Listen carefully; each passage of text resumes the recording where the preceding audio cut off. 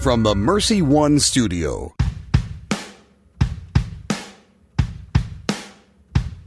Welcome, folks, to The Uncommon Good with Bo Bonner and Dr. Bud Marr. Every week, diving deep into the truth of Catholic social teaching and restoring all things in Christ. The Uncommon Good is on the air. I'm Bo Bonner. I'm Dr. Bud Marr. We are coming to you from these United States of America through Iowa Catholic Radio. I'm over here in Des Moines, Iowa, where I'm the Director of Mission and Ministry at Mercy College of Health Sciences and the Director of the Zeta Institute. You can check us out at mchs.edu. Bud, what do you do out there in Pittsburgh? I'm here in beautiful Pittsburgh, Pennsylvania at the National Institute for Newman Studies, where I'm the director for all of our academic work here. And you can find out about that work at newmanstudies.org. Well, Bud, I don't know if we should break news on the old radio, but it sounds like the Big Ten actually might have football. So I don't want to read too much into, any localized good news, but maybe now, of course, like Big 12 and stuff isn't playing as well, although Big 12 playing football did not go so well for them playing football, especially here in Iowa. But my point being is maybe things are looking up. What do you think?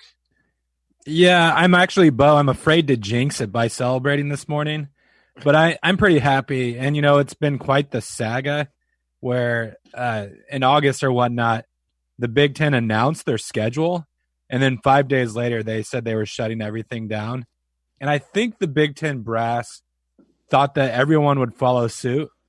But, you live in the South, and it takes more than a pandemic to shut down football in the South.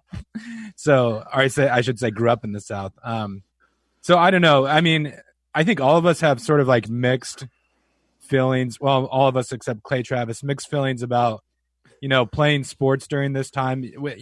Obviously, the number one concern or priority is the safety of players. But hopefully, I don't know, we saw football last weekend, and hopefully that's a good sign that this can be done safely. Yeah, no, you're right. Like, the time where we're living now, and who knows exactly what's the best way to proceed with everything is. It was like my wife said, who was not even really interested in watching any of the football games per se, but she said just having football makes life seem normal in a way that, no offense to, well, basketball is so weird because they're playing so late. And then even baseball, because baseball with stuff with the crowds and stuff like that. But she said there's something about it becoming fall and there is football that maybe life someday could return to normal. So whether we're right on this one or not, exactly, it's certainly, I think, psychologically hard for a lot of us in the United States not to think that this is somewhat some sort of idea of normalcy. We did fantasy football and had drafts and got to watch, various players do better or worse. Some people pulled a total Tom Brady, as it were, a new term I'm hoping we all will use. So at any rate, maybe a portent for some good things to come. Yeah, I guess we could save this entire discussion for another episode, but I do think, I was thinking about it. In a place like the University of Michigan, they've welcomed thousands of students back to campus. So they've said, we identify the risk, but there's a way that we can do this that will minimize that, and there are other goods involved. Now, the question about what goods football provides outside of a diversion, we could debate that. But I think hopefully with the players being part of this regular routine of practice and games, that maybe their social interactions will be minimized in the sense that, if they were just at home kind of bored, they might be out and about. So we'll see how it goes. But I'm kind of happy, especially as a Nebraska fan, because when it was first announced that things were being canceled, Scott Frost, our coach, was like, we got to try to give this a go.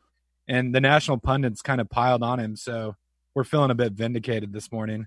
That's right. Well, speaking of vindicated, one group that's vindicated in all of this, because without them, it wouldn't even be possible to imagine doing something like this, is healthcare professionals, the people on the ground, in the field, on the front lines, making it possible as we start to open up in different ways to try to make it done, like you said, as safe as possible. And as always, we're underwritten by Mercy College of Health Sciences, who is making the next generation of those people on the front lines, mchs.edu. Yeah, I've been teaching bioethics this fall, and it's great to see Mercy students kind of growing in their knowledge of the ethical issues that they'll be facing as healthcare practitioners. It actually ties in pretty well with our show today, Bo. We've got on today Logan Paul Gage, who's the chair of the philosophy department at Franciscan University in Stubenville. But Logan, he's an acquaintance of mine, and he's part of this great new project called New Polity at newpolity.com. And part of what he's been teaching there, they've got video courses and articles that folks can read, has to do with the relationship between science and religion.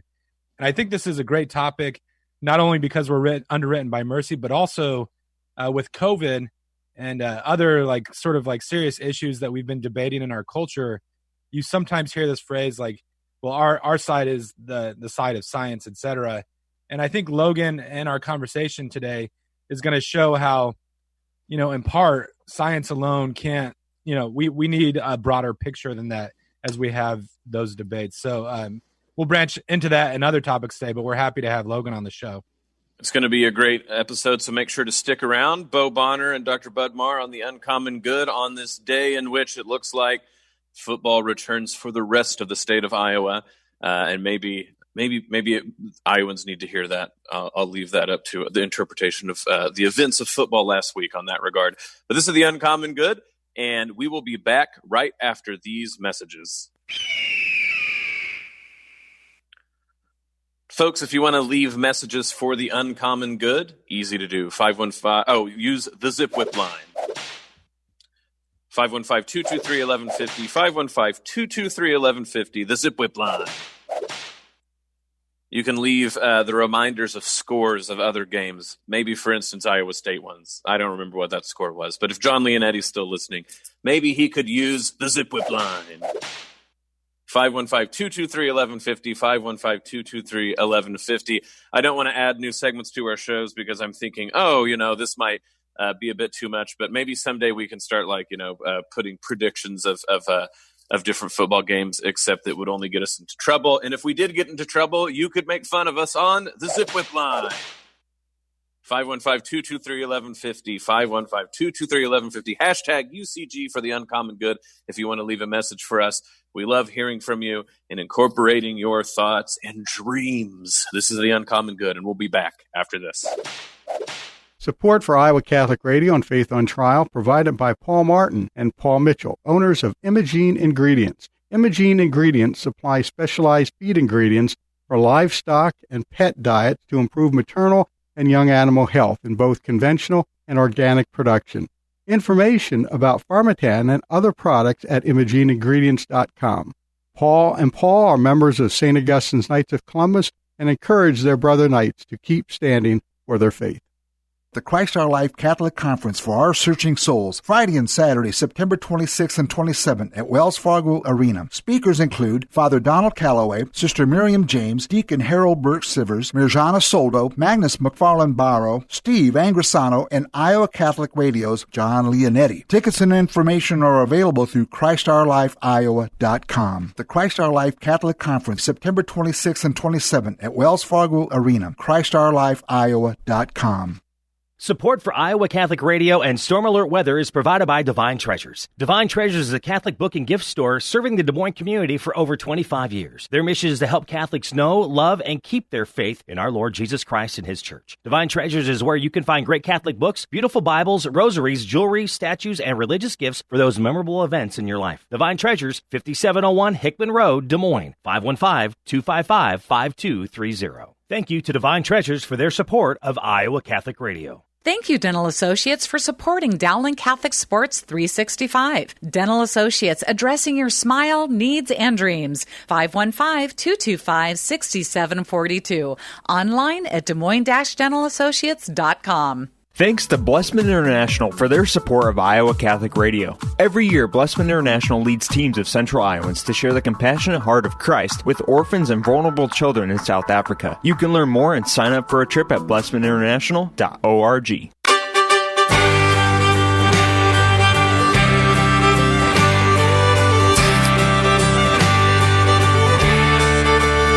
The Uncommon Good, Bo Bonner and Dr. Bud Marr joining you this Wednesday on Iowa Catholic Radio and all our affiliates. And if you're listening to the podcast later, we love having you listen to our show, and we're very thankful for all of our listeners for being a part of all that we do.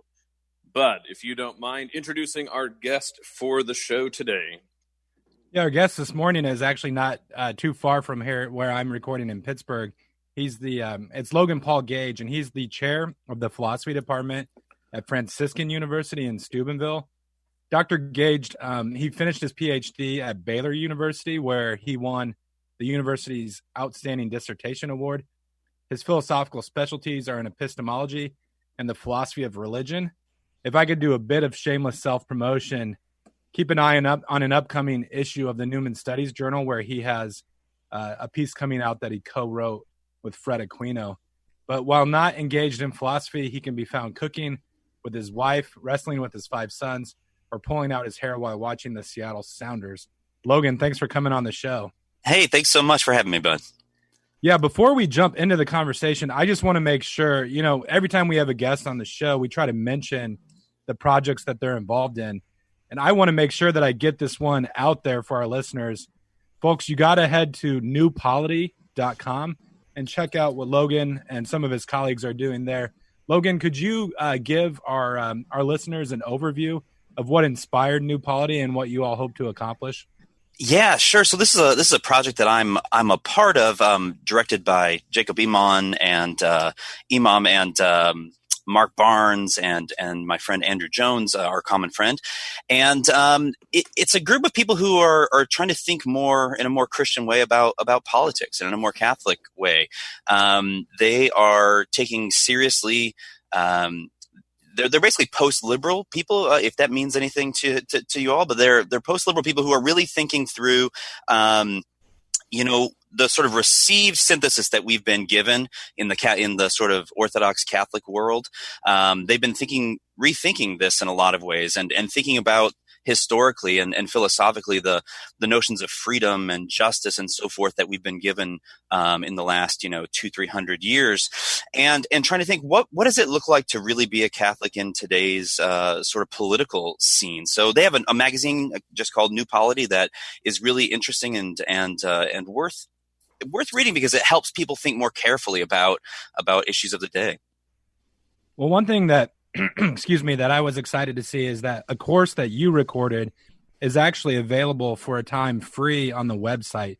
And this course that you taught, it gets into how science became a religion.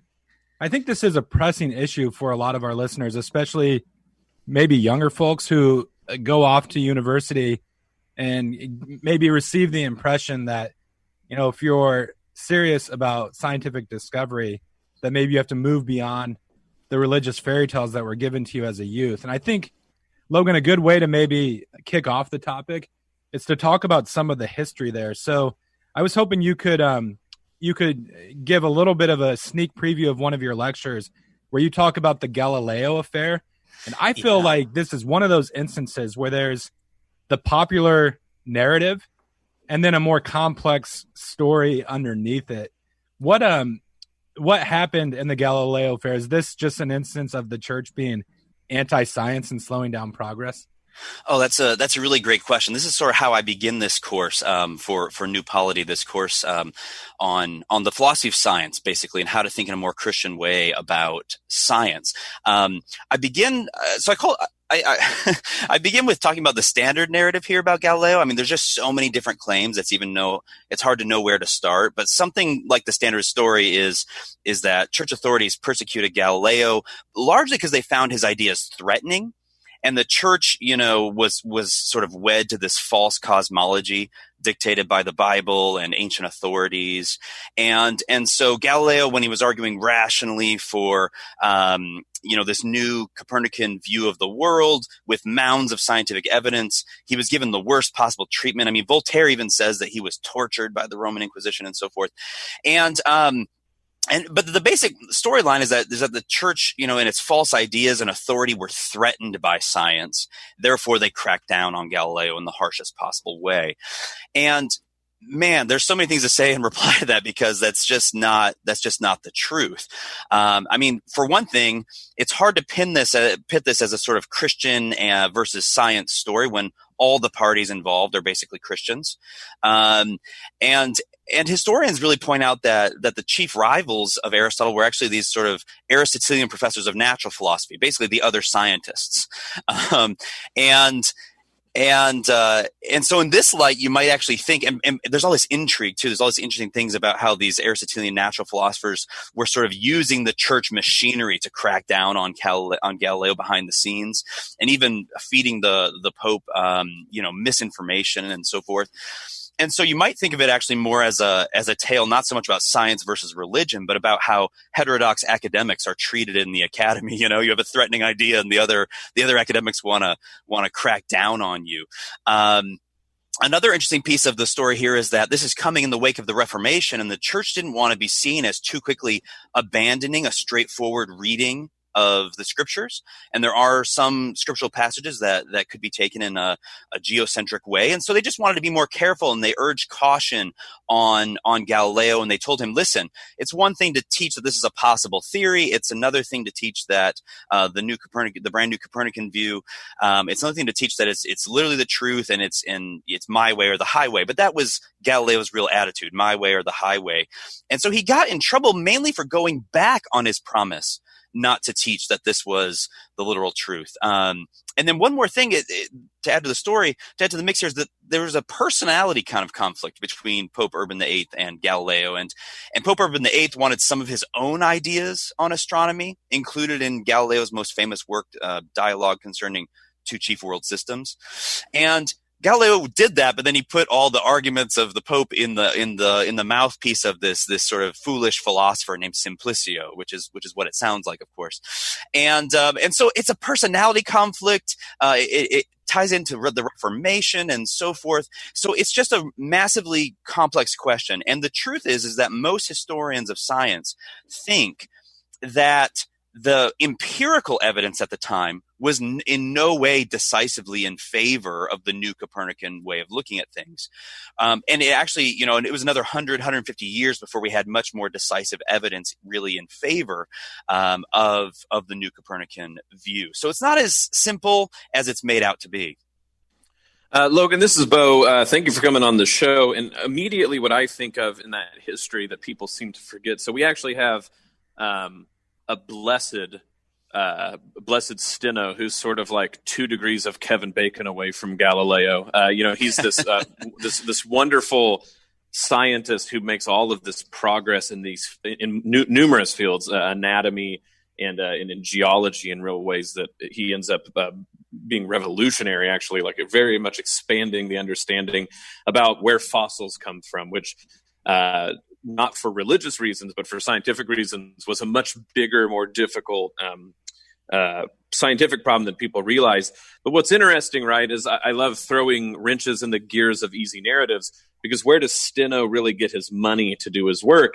And it's in the court of the Medicis, who that's another name that people throw out and think automatically they know what's going on. But these Medicis, one of them eventually becomes a churchman. They're sort of students of Galileo that get Steno, who's this scientist who is Protestant, who converts and then actually becomes a bishop later on, and then it's now a blessed. The reason I like to throw this out for what you're pointing out is we get the idea of like what a Renaissance man is. We hear this word and we think, oh, a Renaissance man is enlightened and able to talk about all sorts of subjects. But what they seem to forget when we render the idea of the Renaissance man is this is really because the church at the time cared a lot about the public stance of things like we call science. They call it natural philosophy back then. But this idea of like what the Renaissance really seemed to be about was this flourishing time period where what we would call science and religion, they wouldn't really even put into those categories because they wouldn't even think that there was the separation that we do. And so it's interesting that, with what New Polity is bringing up and what you're talking about in your course is we live in a world that has fractured and sort of used the fine scalpel, as it were, to break apart a lot of things that when the figures that are used in the mythology that you talk about, this sort of like science as a new mythos, none of it would have been possible without the church. And it would have been on the last thing on the mind of most of these sort of like first people they talk about, to act like that would be the case. But it seems to me that if that's what that you're trying to address, is the sort of public understanding of science is rendered in a way that the original heroes they point to would never understand themselves. Yeah, Bo, that's it. That's spot on. I mean, the reason I want to talk about Galileo in the first place is not only because it's sort of interesting that there's a false narrative that we were all taught as school children, but what I want to show is the way that false narrative is used in our public discourse, the way that it's used to sort of, I mean, it really was created to sort of beat us down and keep us in our place and to make science an independent source of authority apart from all other philosophical, theological, and other considerations. And I think that we as Catholics, and Christians more broadly shouldn't give into that. In fact, a friend of mine once put it to me this way. He said that we have a Galileo complex. He said that we, and this was before I was even Catholic. He said, Logan, we Catholics have a Galileo complex. And I think what he meant by that was that these kinds of narratives have created in us a fear that leads to conceding basically not just science, not just a strict separation between science and theology and philosophy, but really conceding all of public reality to secularism. And then religion becomes internal, spiritual, privatized. And this has been going on since the Reformation, this inward turning of religion. And these false narratives about the supposed warfare or constant conflict between science and Christianity, and especially Catholicism, those narratives are not just false, but they're used in a way that gets us to concede more and more ground to secularism and less space for the truth of the faith, I think. Yeah, I think we've given a good sense of the history and why. Or how it's been kind of told in simplistic ways. Sort of jumping ahead in time to where we're at today, you still find prominent, writers trying to pit science against religion or religion against science, frankly, in the other direction. And one that comes to mind for me, Logan, is someone like Sam Harris. A few years back, he had this book, The Moral Landscape, How Science Can Determine Human Values. And if you read the book, part of his argument is that we don't need religion to tell us how to live. Like science on its own can provide us with all of the pressing questions that we ask as human individuals and human communities. And I picked up on a phrase in one of your lectures, which I think really offers some helpful pushback to Sam Harris. And what I have in mind is this notion that you sometimes hear not so much scientists, but like new atheists like Harris and Dawkins kind of give the impression that, well, we believe in science, it gives us like certain knowledge and it's open to pushback, and therefore it's different than religion. And they sort of give the impression that, well, science doesn't need a metaphysics like theology does, and therefore, it's sort of free of the kind of conflicts that we've seen in the history of religious conversations or theological conversations. What would you start to say to someone like Harris who frames the argument in those terms? Yeah, that's a great question. I would say, first of all, that even defining science, it turns out, if you get into the philosophy of science literature, even trying to figure out exactly what science is supposed to be is really, really hard. We were all taught usually in fifth grade that there's this scientific method where you frame a hypothesis and then you do some empirical, experimentation, and then you go back to analyze the data and see whether or not your hypothesis is true. And if not, then you frame a new hypothesis and so forth. And, but if you think about that, it's like, so you're saying that we all have ideas and we should kind of look at the evidence and see if they're true. And if they're not, we should revise our ideas. I mean, there's nothing really peculiar to science there, but we have this notion of a special method and a sort of special virtues of the scientists, of dispassionate inquiry and so forth, that make it so different from every other idea. And so I would never concede to Harris and these guys that scientific activity is so different than the rest of everything else. I mean, when you're doing theology, what are you doing? Well, you're very often trying to come up with the best explanation for certain teachings or scriptural passages or different kinds of things. And you're trying to make sense of all your evidence. And we do this in science. We do this in religion. We do this in everyday life. And so I think that setting up science in the first place on this pedestal, like it's the superhuman activity that no one else ever performs, is really a mistake. And so, on the other hand, you could end up with if you still want a definition of science, you end up with something so general that either we all do, or else it's so specific that only a handful of scientists really do that. And so I guess I would first say I wouldn't concede their very notion of science. But then secondly, and I guess in this lecture series for New Polity on science and Christianity and philosophy and theology, what I'm trying to do really is show that there's two basic responses, I think, among Catholic intellectuals today. I mean, among good Catholic intellectuals, there are two basic responses to the Sam Harris New Atheist types.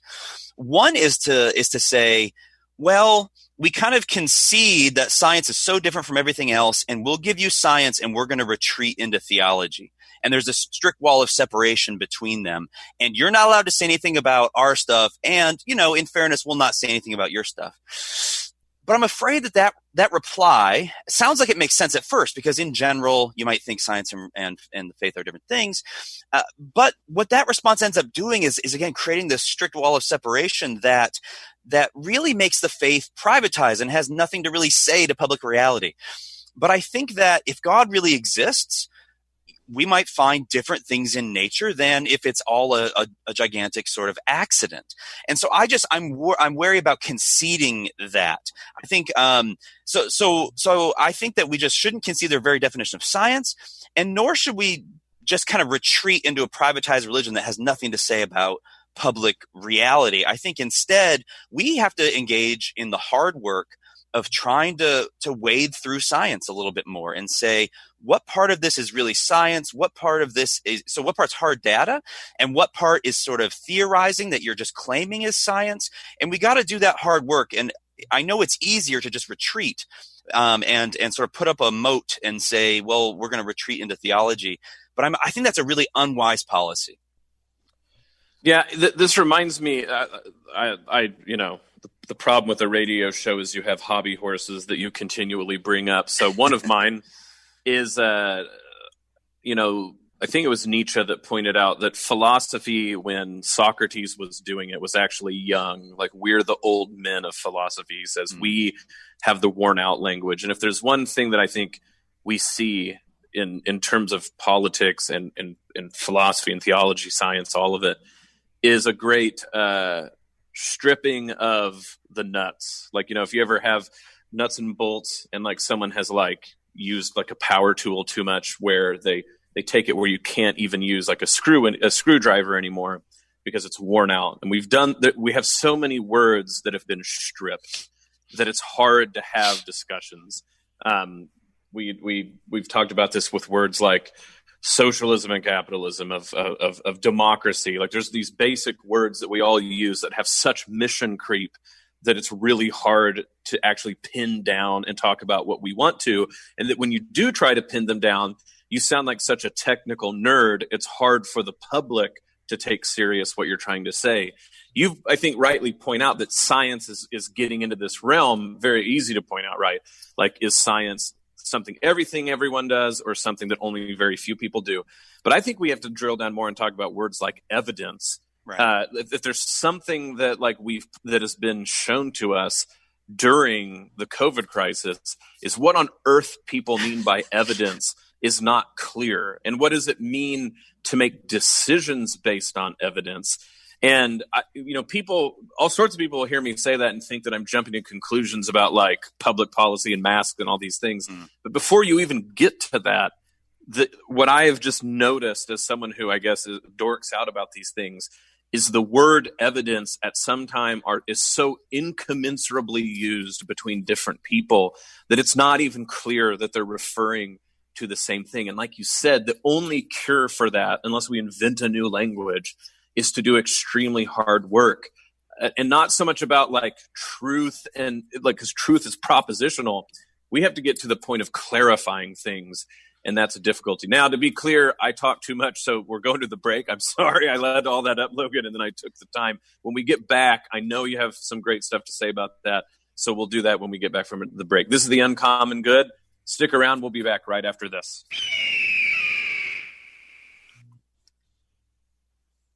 Folks, if you want to be a part of Iowa Catholic Radio, it's easy to do. You can just use the various social media and internet ways to keep in contact with what we're up to. You can go to the website, iowacatholicradio.com, where you can listen live wherever there's a data connection. You can sign up for email updates. You can donate to the show. You can even look at people's faces if you so choose. But that's just a warning that, you got to choose that one. That's on you. If you want to, you can go to Facebook, look up Iowa Catholic Radio and friend us. And then through the magic of Zuckerberg's machine, we will be friends and you can see our posts. You can go to Twitter and follow at IA Catholic Radio, follow our tweets. And then finally, you can download the Iowa Catholic Radio app. And wherever there's data, you can listen live, donate, do such things as that. This is The Uncommon Good. Bo Bonner and Dr. Budmar, and we'll be back right after this. The Christ Our Life Catholic Conference for Our Searching Souls, Friday and Saturday, September 26th and 27th at Wells Fargo Arena. Speakers include Father Donald Calloway, Sister Miriam James, Deacon Harold Burke-Sivers, Mirjana Soldo, Magnus McFarland Barrow, Steve Angrisano, and Iowa Catholic Radio's John Leonetti. Tickets and information are available through ChristOurLifeIowa.com. The Christ Our Life Catholic Conference, September 26th and 27th at Wells Fargo Arena, ChristOurLifeIowa.com. Thanks to Blessman International for their support of Iowa Catholic Radio. Every year, Blessman International leads teams of Central Iowans to share the compassionate heart of Christ with orphans and vulnerable children in South Africa. You can learn more and sign up for a trip at blessmaninternational.org. Partial support for Catholic Women Now comes from injury attorney Fred Haas. When Iowans have been injured through no fault of their own in a car, truck, or motorcycle accident, harmed in a work-related injury, or suffered injury due to negligence of others, Fred Haas has been on their side to help recover from financial, physical, and emotional loss. Fred, double D, Haas, double A. Online at fredhaas.com. The Des Moines Law Offices of Fred Haas. While we have time, let us do good. Support for Iowa Catholic Radio and Be Not Afraid is provided by Dream Dirt Farm Real Estate and Auction. Learn more at dreamdirt.com, including their online auction house Farm Bid at bid.dreamdirt.com. Dream Dirt Farm and Equipment Auction Services, farm auctions done right. Here's your forecast on Iowa Catholic Radio. It looks fair for the next couple of days. A little cooler tomorrow. We'll be in the low 80s for the afternoon, breezy and mostly sunny. Overnight looks clear, down to about 50, 70 and sunny tomorrow. The weather is brought to you by Rock Valley Physical Therapy. Outstanding outpatient physical therapy and sports medicine rehabilitation with 7 convenient locations in the Des Moines metro and southwest Iowa area. I'm meteorologist Steve Hamilton on Iowa Catholic Radio.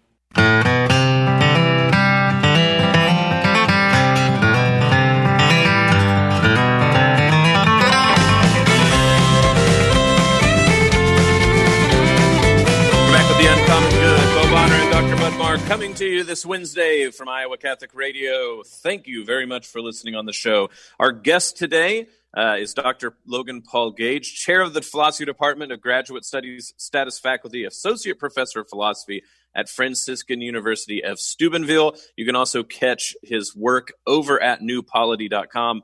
Logan, thank you for coming back on the show. You bet. Thanks for having me. First of all, Logan, I've noticed that between your graduate work and where you work now, you really like green and gold places. Is there anything to that? Yeah, that's right. Those have been my only colors, and right. Yeah, that's right. Baylor and Franciscan. Yeah. That's so, right. But before the break, I so rudely started getting up on a soapbox that I always do. So I'm sorry for taking us to the break. But I think this is in your wheelhouse, right? The stripping of language, and precisely not only science, but evidence. That's right. And in a public way, people might ask, what does this have to do with the common good? But if we as a public don't really talk on the same wavelength about what counts for evidence, seemingly public discourse would be lost. Is this driving some of your concerns? Yeah, absolutely. I mean, my dissertation was on the notion of evidence in epistemology, right? On how we, what is evidence for beliefs, and one thing that study taught me was that part of what's going on in our sort of science religion debate that we have in our country and in the Western world. Part of what's going on is people just think in a really easy manner. They think, well, there just can't be any evidence for God's existence because evidence is sort of all empirical stuff. And it turns out that that's a really bad view of evidence. If that were our only notion of evidence, we'd know little to nothing. But especially, I think what you were calling attention to also was this notion of evidence in these public debates we're having right now about COVID and so forth. And I think what we've all learned, at least I hope, is that at the very least, when someone says science says, it calls for a little more circumspection, right? I mean, I'm no skeptic of every scientific claim. I don't think we want to become cranks and skeptics, but I do think we need to be a little more wise, and we need to we don't need to gain all the technical expertise of every scientific field. That's impossible. But we could start to differentiate between, say, hard, observable data versus, say, computer models, which are always going to have they call for a lot more circumspection because they always have a lot of assumptions built into them and so forth. And that's something we're not very good at. People say science says, and we start to shut down. And again, that's because of these false narratives about the history of conflict between science and religion. Not only Galileo, but Columbus and the flat earth myth and, the Scopes legend and all these sorts of things are used to kind of keep us from ever questioning or at the very least, keep us from making careful distinctions about scientific evidence and what's really hard data and observable, what is more on the other end of the spectrum of speculation, conjecture, or computer models that have, very controversial assumptions built into them, like we saw just recently with COVID. Yeah, Logan, last week was actually the 14th anniversary of Pope Benedict's Regensburg address. And when he first gave that talk, I remember that there was an amazing amount of blowback to the address. There's one line in the presentation that folks perceived as, hostile to the religion of Islam. But if you dig deep into the address, I think Pope Benedict was saying something really significant about what we've been talking about this morning. And the part of the talk that's always stood out to me was when he talks about, science has become such an authoritative voice in our society because it sort of narrows the focus. Like it brackets out the questions of like what Aristotle would call teleology, final causation. And it just looks at like material and efficient causation. And he says that gives it both great explanatory power, but it can also be harnessed to, power important inventions and things like this. But Benedict warned, and I think it was an important time in history to do so. He said, we're all concerned right now about religious fundamentalism or fideism that would say like, we just believe what we do because, it's given to us and we don't like sort of question it. But he also pointed out that on the flip side, that science can have pathologies of its own. And what he had in mind was, the setting aside of really important questions about human life. I've been kind of long-winded in the lead up to my question to you, but could you talk some about the notion of scientism and how there's actually a way where, it's presented as the most rational way of approaching the world, but it's actually quite reductive when it comes to important questions that human beings just absolutely have to pose and answer. Yeah, that's right. So scientism is typically the notion that science is either the only, the strong form of scientism would be that science is the only real way to truth or knowledge. But it might even come in a more moderate version. It's something like the best way that humans have to know reality. And I think it's obviously questionable in either form. There are just a great many things that we know that we don't know through any sort of scientific means.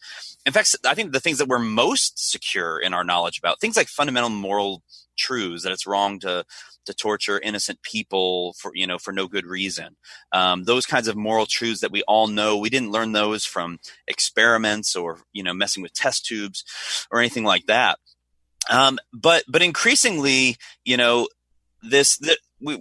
out of the 19th century, and out of the Enlightenment arises this positivist narrative, this notion that science is continually replacing religion, and that basically religion is retreating into smaller and smaller spaces because, really science is the best way to know reality. Now, at first in the scientific revolution, this started very innocently, as you were alluding to from Pope Benedict.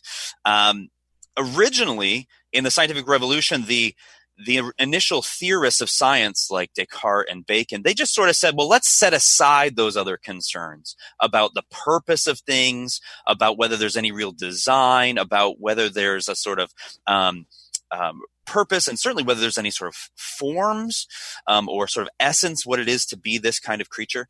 They said, let's just set that aside and let's focus on where we can make progress. What's really important to them was sort of extension, sort of bodies taking up space, like 3 dimensions, and motion, these things that we can measure really easily. They're more tractable. And initially those guys said, listen, that's just more tractable. We're not saying that there's no purpose on display in nature. We're just saying science shouldn't really focus on it. But gradually that becomes the idea that since we don't need those things in science, and science is making such great progress, well, then maybe there is no purpose that's evident to us in nature. We just forget about it, or we think that it's only through some private experience that you might, see purpose in nature.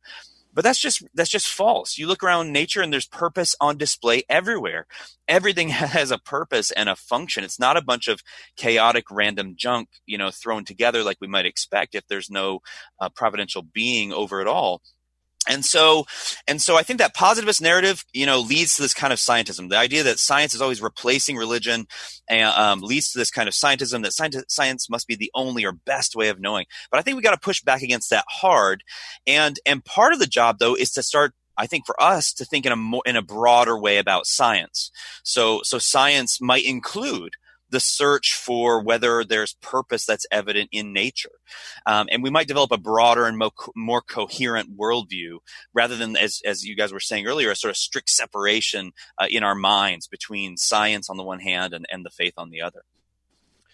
Logan, this is great stuff. And so it makes me, I'm going to throw out a theory. This is the sort of stuff you get kicked off the air for. So you're here like on the front line for it. So we live in a world that consists talks about data-driven decisions and evidence-based blank medicine, right? Curriculum, whatever it is, evidence data. And there's a way in which if you go like with what you're doing, right, questioning these sort of fundamental myths about like what science is, science and religion, it can sound like you're saying like right-wing crankism. That's what that's the counter narrative that tries to get thrown out. What's funny to me, though, is that like when I hear this, what I have in mind probably gets construed the other way, which is what I'm saying.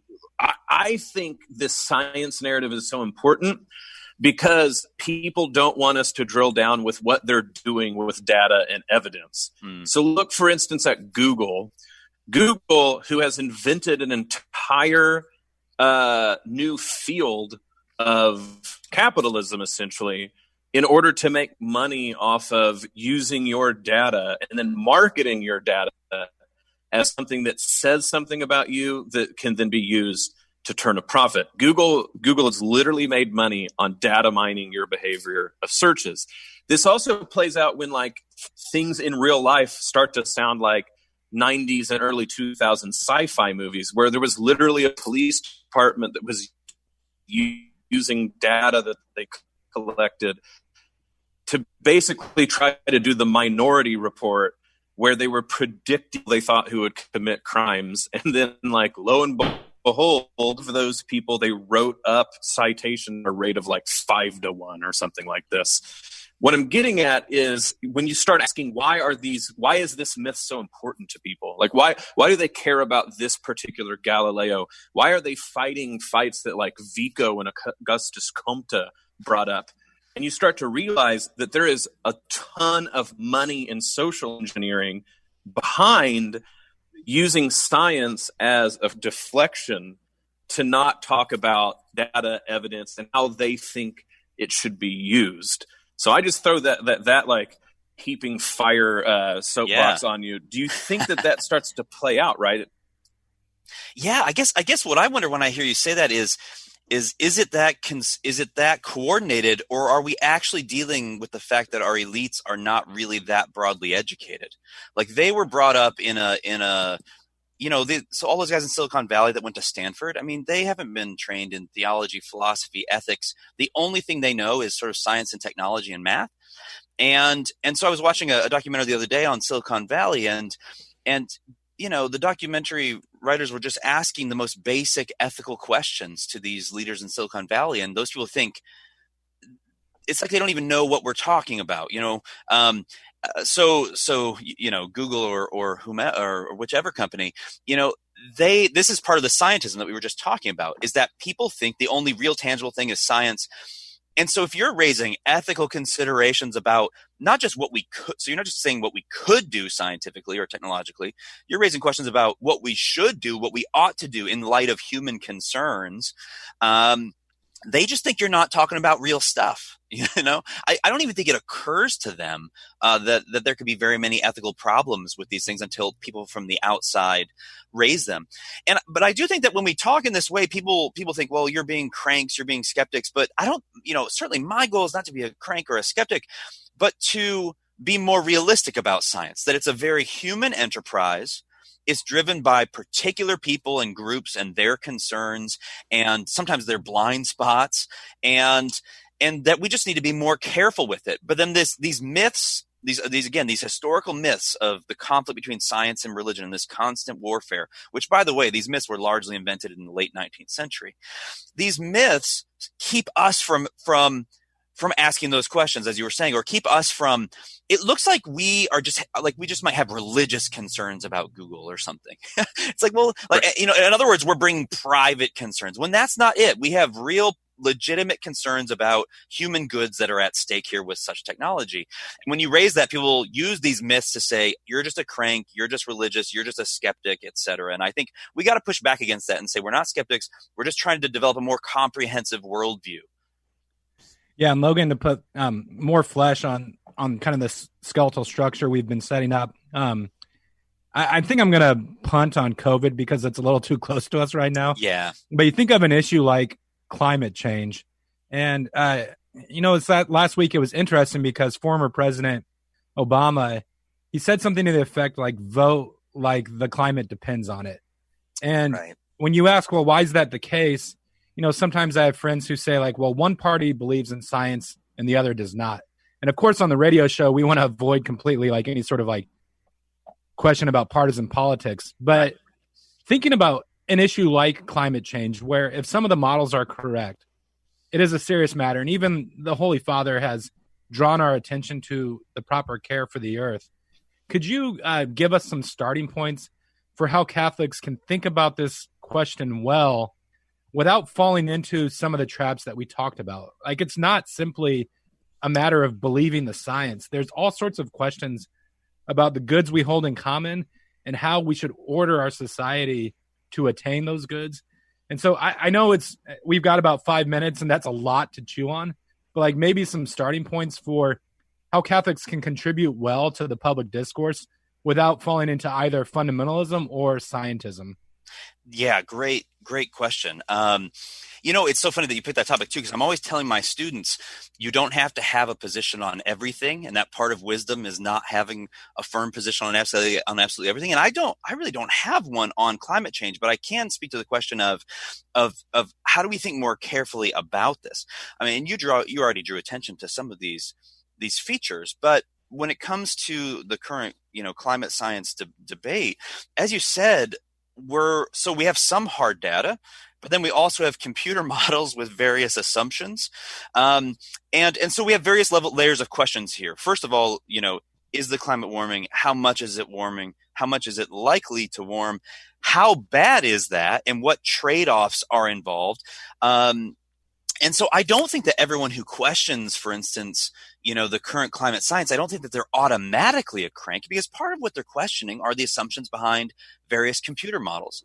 And then, as you alluded, another thing that people can question legitimately, even if they say, no, the dominant view of most scientists, the scientific consensus is perfectly correct.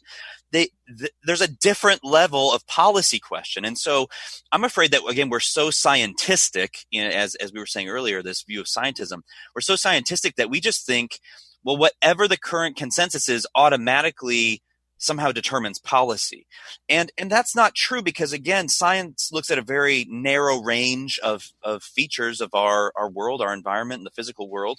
It doesn't automatically tell us what's most important and what the trade-offs economically would be in terms of human goods. So many people obviously have argued that if a lot of, the proposed climate legislation was enacted, that, people in Africa would suffer terribly because they're currently, using forms of energy that would no longer be deemed acceptable, and they wouldn't be allowed to develop, in certain ways. And so again, just to bring us back to the point I think is not that we need to be science skeptics or even climate skeptics or whatever, though I do think there are some legitimate areas to ask questions about. But the point is that there are broader human concerns about how we should live and how we should live together. And like you said, we're seeing the same sort of thing with COVID, which we don't need to get into too much. But there is a different question between, how bad or how deadly is this virus versus how bad would all the other policies be to sort of totally crush the virus? I suppose we could all stay home endlessly for 10 years, but that obviously calls for a certain kind of trade-off. And so that's why we need philosophy, ethics. We have to bring in those kinds of concerns. Otherwise, we're stuck in a very narrow scientific discussion. Well, Logan, this has been a fantastic discussion. We only have about 2 minutes to throw out like something that's not even a question, but just to get your confirmation because of the field you're in. It seems to me the big, thick, just web that is hard to talk about is modeling itself. So like the technicality of scientific modeling is so difficult to in any way talk about in a public manner about like what is good or bad modeling. And again, we really can't talk, but like, do you start to see this? Is this something that we're butting up against in all of these discussions? Is the wizard behind the curtain when it comes to modeling? Yeah, absolutely. And as we found out, I think everyone would say now that some of the COVID models were very far off. And so not only do they have assumptions, but I guess what I would say this is that we don't need to challenge the scientific consensus on every issue at all times. That would turn us into cranks. But I think what we can do is be more sensitive to various worldview issues in particular. Obviously sort of humanity and where we come from and evolutionary theories, those might call for a certain kind of sensitivity that other kinds of theories where you can't see anything too big at stake, those might be areas where the latter might be areas where you don't want to question the scientific consensus or even begin to. So it's computer modeling, sure, but also like worldview issues in general call for a kind of sensitivity that other scientific issues might not. Well, it's been a fascinating discussion, and we've ran out of time, so we want to thank you. So Dr. Logan Paul Gage, chair of the philosophy department out at Franciscan University of Stubenville. You can check out his work on the subject that we've been talking about all this time on the show over at newpolity.com. Logan, thank you for coming on the show. Thanks for having me. Folks, this is The Uncommon Good. May Jesus Christ, the Prince of Peace, reign in our hearts, in our family, in our city, in our state, nation, world, solar system, galaxy, the whole kit and caboodle. This is The Uncommon Good, and we'll be back next week. But if people want to keep up with our prayer life here on Iowa Catholic Radio, please tell the good people ways that they can do so. Yeah, we certainly covet your support. If you'd like to help, further the ministry of Iowa Catholic Radio, one simple but very effective way to do so is to join us in prayer daily. We pray the Rosary on air at 5:30 a.m., 9:30 a.m., and 9:30 p.m. We also pray the Angelus together at 6 in the morning. But all of those prayer opportunities are available 24/7, 365 on the Iowa Catholic Radio app. And then, folks, we just want to say, first of all, thank you for being a part of the ministry of Iowa Catholic Radio. The ministry of Iowa Catholic Radio is not just the people speaking on air, not the good people behind the boards back at the station and in the offices. It is the culmination of everyone who listens, speaks, is part of the station, supports, volunteers, has good thoughts, spreads the word, prays for us. This is a mission that we're all on together. This mission of letting people know about the truth of Jesus Christ and his church, and the goal of getting as many souls to heaven as possible. This is all our common work, and we want to thank you for being a part of it. Part of the way you do that, as Bud said, is through prayer that we covet very much, volunteering as well, but also through donations.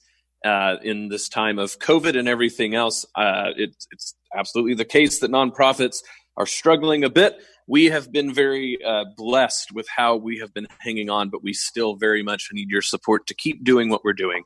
You can donate by going on to iowacatholicradio.com and clicking the donate button. It's possible to donate also by using the Iowa Catholic Radio app, or you can call 515-223-1150, and there will be people very happy to talk to you at the office about helping us keep up this ministry here on Iowa Catholic Radio through your donations. We want to thank you. Thank you for listening to the show, either live on the recast, on broadcast, or through podcast.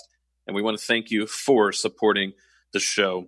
So, Bud, with the last minute that we have here, we talked about football coming back and everything like that, but I think it's a matter of enjoying the last sort of few weeks of like nice warm sunshine on everyone. So hope you guys get to go out there and enjoy your neck of the woods. Yeah, our local community kept the swimming pool open for a little extra time because of what went down this summer, but tonight's the last night. So it's going to feel like a true swan song, and I hope when I wake up tomorrow morning that I can wear my tweed sweater unabashedly and sip my pumpkin spice latte like John Leonetti would want me to. That's right. Pour out a little pumpkin spice for John. This is The Uncommon Good, folks. God bless, and we will talk to you next week. The Uncommon Good with Bo Bonner and Dr. Bud Marr is heard every week on wonderful Catholic stations like this one, and anytime on podcast. Just search for The Uncommon Good.